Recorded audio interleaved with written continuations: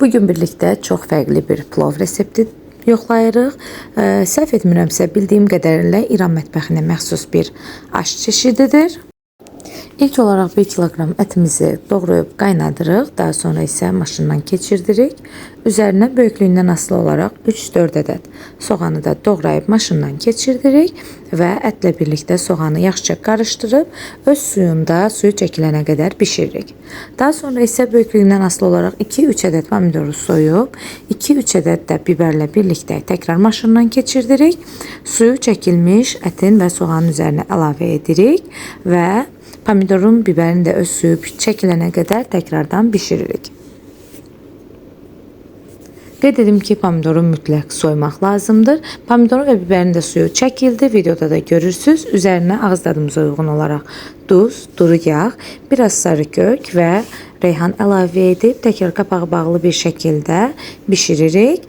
Onu da qeyd edim ki, mən qıymanı normalda 1 saat yarıma bişirirəm.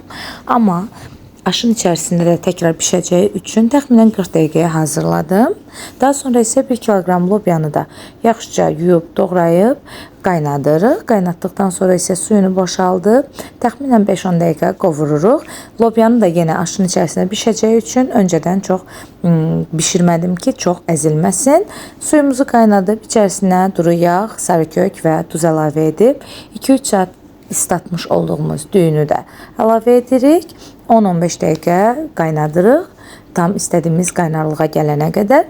Süzdükdən sonra qazanın dibinə yuxa yerləşdirib, düyünün bir hissəsini qazanın dibinə hər tərəfinə yayırıq.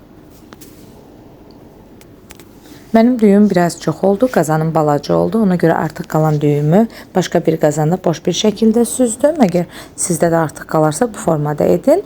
Normal reseptdə 1 kilogram, 1 kilogram və 1 kiloqramdır. Düyünü yerləşdirdikdən sonra isə üzərinə hazırlamış olduğum qıymanı bir qat, bir digər qatda isə hazırlamış olduğum lobyanı yerləşdirirəm. Hər tərəfinə qəşəng bir şəkildə yayıram.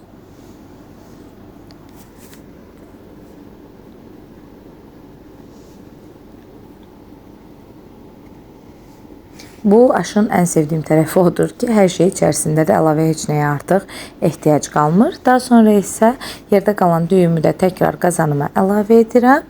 Düyüdən sonra yenidən bir qat lobyanı, bir qat da qıymanı əlavə edirəm.